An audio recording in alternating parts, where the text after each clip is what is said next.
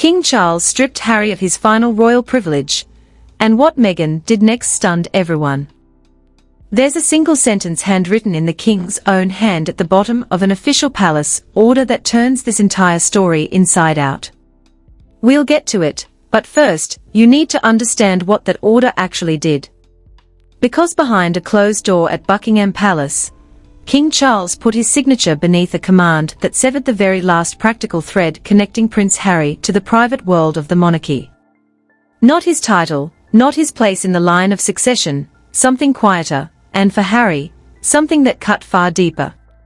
His automatic right to simply walk back through a royal door as the king's son, and by every account, when Meghan learned what came next, her reaction was immediate, furious, and deeply personal.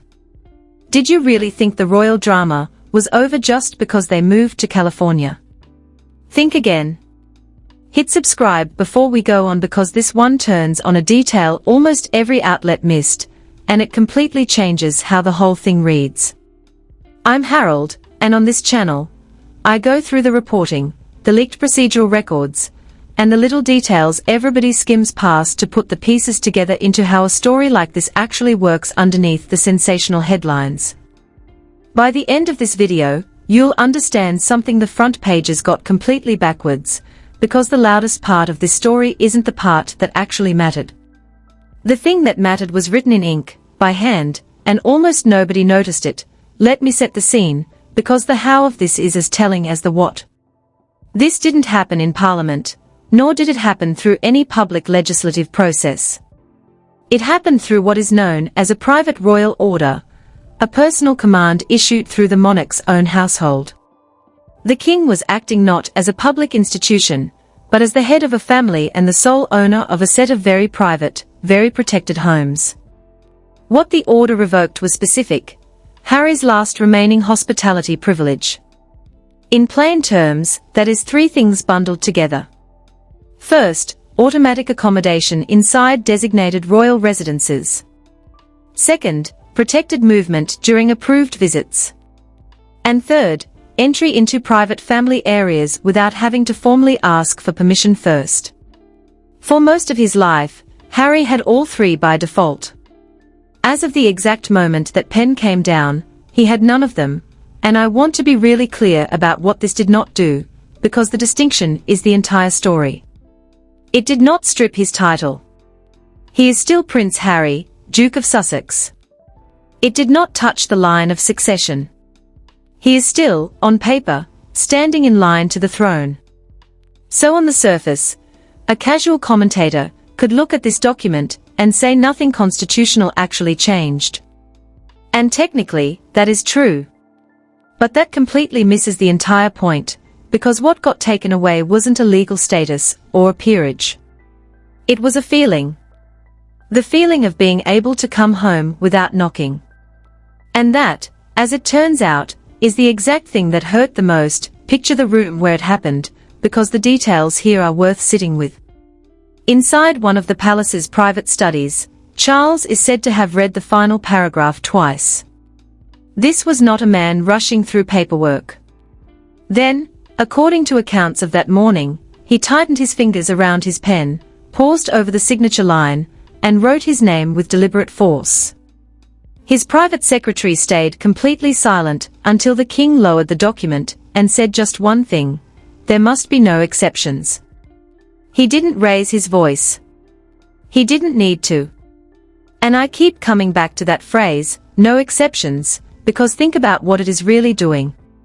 In that single sentence, a father's private heartbreak gets converted into a sovereign's unbreakable command.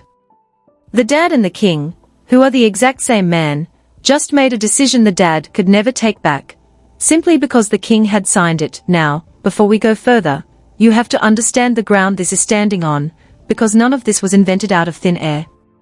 The rift between Harry and the rest of the family is one of the most heavily documented royal stories of the decade. He and Meghan stepped back from official royal duties in early 2020. That is real, and that was the moment the press dubbed Megxit. They moved across the Atlantic to Montecito, California. And the single most bitter, most litigated thread running through the years since has been security. This is a genuine, documented fight. Harry took the British government to court over the level of police protection he and his family receive when they step foot in the UK. And when he lost that legal fight, he gave an interview afterwards stating he couldn't see a world in which he would bring his family back to Britain, adding that his father wouldn't even speak to him. That was widely reported at the time. So the backdrop here is a son who feels the door to his own country has been quietly bolted shut, and a father who has gone completely silent. What we are walking through today is what happens when that long, cold standoff finally hardens into an official signature. I want you to hold that legal security battle in your mind as we go, because it is the key to why this particular privilege was the one that truly mattered. Think about what Harry actually lost in that courtroom. Not his title, and not his personal money. He lost the guarantee of state protection, the assurance that when he came home, the heavy machinery of the British state would keep his family safe the way it keeps working royals safe. So, by the time the events we are walking through today were set in motion, the security door had already closed. This hospitality privilege, the automatic accommodation, the walk-in access, was the very last door still standing. That is why people are calling it his final privilege. Everything else had already been stripped away piece by piece. This was the last thing that still said, on some deep emotional level, you are one of us, and you don't have to ask. That is the exact door the signature closed forever. So, jump back to that California morning. Harry, according to accounts of the call, answered a secure line and listened without interrupting while an official read him the precise wording of the order.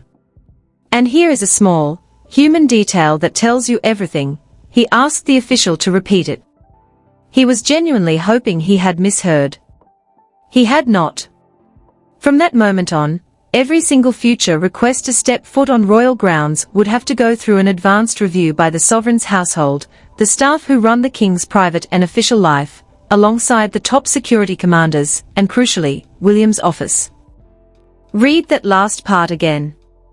As Prince of Wales, William would now have a direct say every single time Harry wanted access to a residence where William's own family was staying. The younger brother would have to go, in effect, right through the older brother. And if you know anything about these two and the wall between them, you already feel how that landed. When Meghan learned what came next, the reaction was instant. By the accounts of people close to the couple, she began pacing the room before the phone call had even ended. She is said to have heard humiliation in every single condition laid out in that order, demanding to know why her husband needed another man's permission just to walk into his own family's home. And Harry, in a detail that is genuinely telling, lowered the phone and offered her no answer at all. His complete silence unsettled her far more than any explosive anger would have. And I think that's because Harry understood something in that exact moment that Meghan wasn't ready to accept. This wasn't a threat designed to scare them into behaving. There was nothing left to negotiate. It was already done. She was still actively looking for the fight, while he already knew the fight was over. But here is the question that actually drives this whole scandal. And it's the one the front page headlines completely skipped right past. Why now? Charles had every reason to keep letting this slide. Cutting off your own son is not a thing any father does lightly. And Charles, whatever else you might think of him, is not a cruel man. So, what changed? What made the hesitation suddenly impossible? Because for months, this decision had been sitting on his desk, and Charles refused to make it. And then suddenly, he did. Something happened behind closed doors. And the answer, it turns out, was buried in a confrontation at Windsor that the palace had quietly contained, documented, and according to internal accounts, feared would one day force exactly this catastrophic outcome. To understand why this detonated, you have to realize what this privilege actually meant to each person involved. For Charles, the privilege was about trust, the thing you extend to someone you can rely on to be completely discreet inside your most private spaces. For Harry, it was about belonging, proof that whatever had happened, he was still at his core one of them. For Meghan, it was a test, A direct measure of whether the monarchy still recognized the status she believed her family had earned. And for William, it had become something else entirely. A dangerous exception, which brings us directly to the fateful evening at Windsor Castle, the silent catalyst that forced the king's hand and changed the monarchy's internal structure forever. It happened entirely without cameras, without official fanfare, and without any advance warning to the security detail on duty. Harry arrived at the gates reportedly nearly 40 minutes ahead of his approved time for a privately arranged visit, fully expecting the long-standing, informal rules of family access to apply just as they always had throughout his life. He walked up to the entrance assuming his presence alone was all the clearance he would ever need, only to find a senior protection officer standing firmly in the doorway with the heavy inner door held completely closed. What followed lasted less than 10 minutes, but every single word spoken during that brief exchange traveled straight up the chain of command to the king's desk. By midnight, Charles was no longer asking his advisors whether the privilege should be restricted. He was actively deciding how permanently and completely to end it. Let me walk you through those 10 minutes, because they are the exact hinge upon which this entire saga swings. Harry asked to enter a restricted family corridor, one leading directly toward the late Queen's private apartments, and you have to understand the immense emotional weight of that specific hallway. Those were Queen Elizabeth's private rooms. She had passed away, and her personal possessions were still inside, undergoing a strict, formal review and inventory process, a painstaking record of what belonged where and to whom, which required that entire wing to remain completely sealed until officials finished their work. So this was not just a random hallway in an old palace, this was his grandmother's private world, frozen in time, and Harry wanted to walk into it the exact same way he had since he was a small boy. The protection officer stepped firmly between him and the inner door.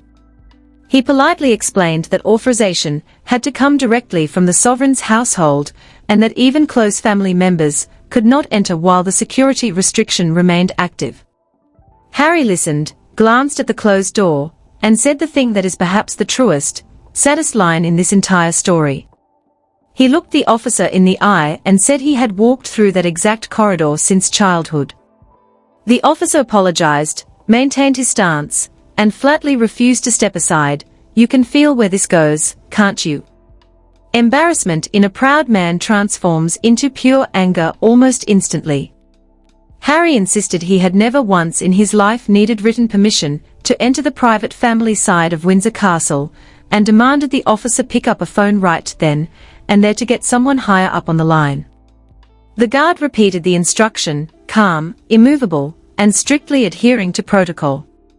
That refusal is said to have wounded Harry far more than any tabloid headline ever could, because a headline attacks you from the outside. This transformed a place made entirely of his childhood memories into territory governed by security guards who didn't care who he used to be. Meghan was on the phone through the entire exchange, listening to every word over the line. She is said to have urged him not to accept what she characterized as a deliberate degradation, arguing that surrendering at the entrance would validate every unfair restriction that came after it. Harry lowered his voice, but the line that carried down that quiet corridor was undeniable. He said he should not need an appointment to enter his own family's home. Here is the split screen that tells you everything about how this couple operates under pressure. Meghan wanted him to plant his feet, demand accountability, and fight the system right there in the hallway. Instead, Harry ended the call, turned around, and stepped back from the door, humiliated, furious, but utterly finished. She saw a political battle that needed to be won at all costs. He saw a door to his past that was already firmly closed against him. Now, here is the specific detail that turned a bad evening into a permanent, ironclad decision. The security officer documented every single word of the interaction in the official security log, the official written record kept of unusual or unauthorized incidents on royal property. One sentence in that log carried extraordinary weight when it reached the top level of the palace hierarchy. At some point during those 10 heated minutes, Harry had declared that his birthright outranked a household restriction. The guard wrote that phrase down verbatim, logged the exact timestamp, signed the report, and sent it straight up the encrypted reporting channel before Harry had even cleared the outer gates of Windsor. Think about that word landing on a monarch's desk, birthright. Coming from the son, who had voluntarily walked away from the working monarchy, now invoking blood and lineage to override the basic rules of the house. You can see why that single word did so much immediate damage. It was the exact contradiction Charles had been agonizing over for years, handed straight back to him in his own son's voice. Harry had spent over 5 years arguing that he could step outside the institution, move to another continent, and build a commercial brand, while simultaneously retaining the specific privileges he liked best. Here, at a locked door in Windsor, that entire argument crystallized into one bold claim: my birthright outranks your rules. For a reigning monarch, that is the one principle you cannot allow to stand. The entire logic of a modern constitutional monarchy is that nobody, not even a prince of the realm, is above the rules of the house. If birthright alone could override a household security protocol, then every single restriction becomes negotiable. And if every restriction is negotiable, then security effectively ceases to exist. Harry, in a moment of pure human hurt and frustration, had uttered the one sentence guaranteed to make the king overrule the father. He wasn't trying to trigger a massive policy shift, but that sentence, far more than the early arrival, or the raised voice, pulled the trigger. Charles received the detailed report that same evening. According to those close to the monarch, he took a red pen, circled the sentence about birthright, closed the leather folder, and told a senior aide that affection could never be allowed to override the basic control of the sovereign's official residences. Yet, despite the severity of the report, Charles was still a father first. He did not sign the revocation order that night. Instead, he summoned Harry to one final, private face-to-face meeting, one last chance to save the privilege before it was permanently erased. The locked door at Windsor had exposed the deep, festering wound. The upcoming meeting would force father and son to finally say the things neither of them had dared to say out loud for years. They met at Clarence house. There were no advisors in the room, no note-takers, and no security personnel, just a father and his son. The meeting went about as terribly as anyone could have feared. Charles stood near a cold fireplace, holding the typed Windsor report in his hands. Harry remained standing near the door, flatly refusing the armchair that had been set out for him. It was a minor gesture, but you can read an entire broken relationship in a man who refuses to sit down in his father's house. Charles opened the conversation by offering what he viewed as a genuine, generous compromise.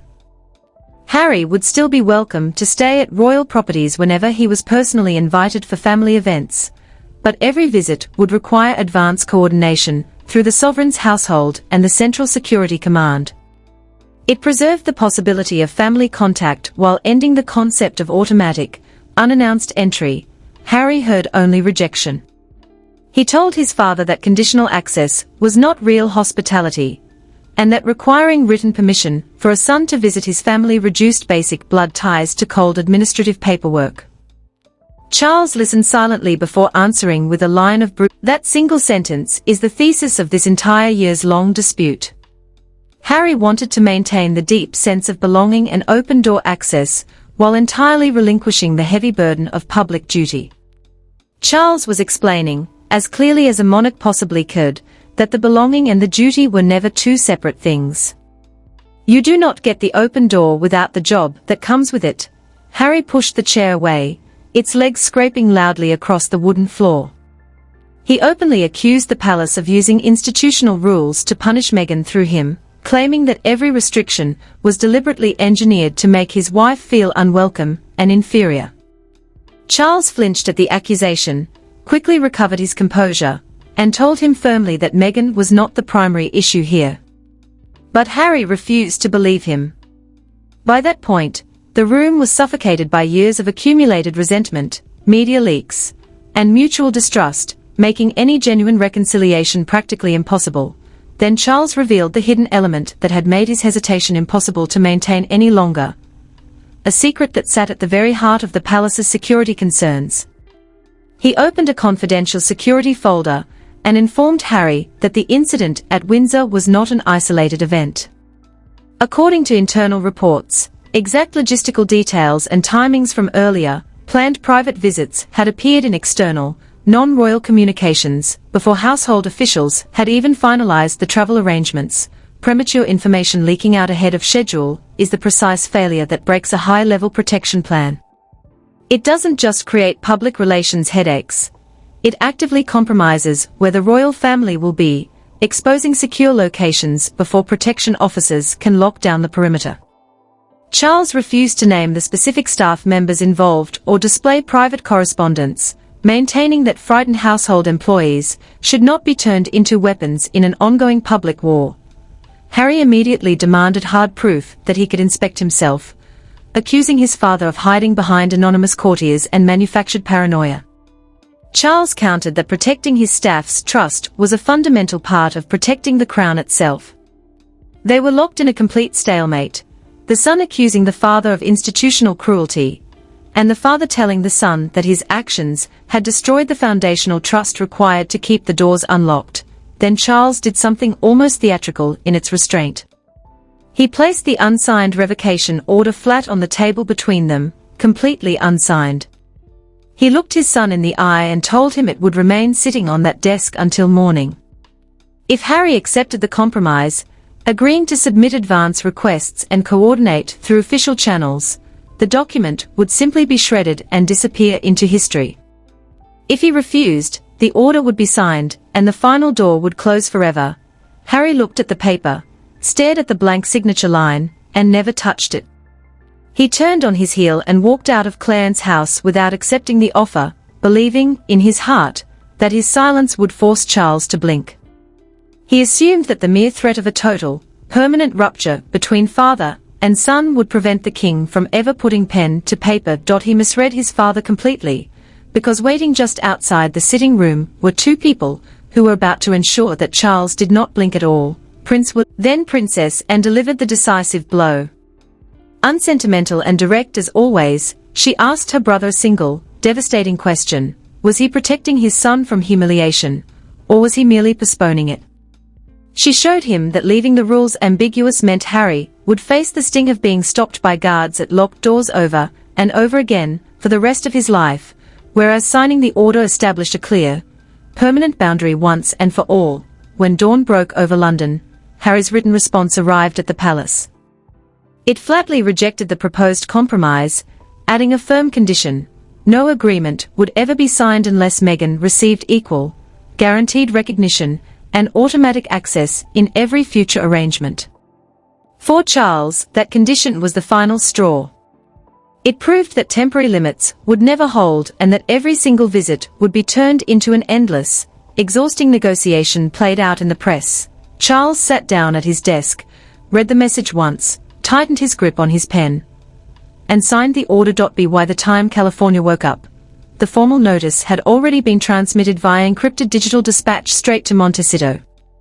Meghan read the document while standing at her kitchen counter, with Harry sitting several feet away at the table, completely silent.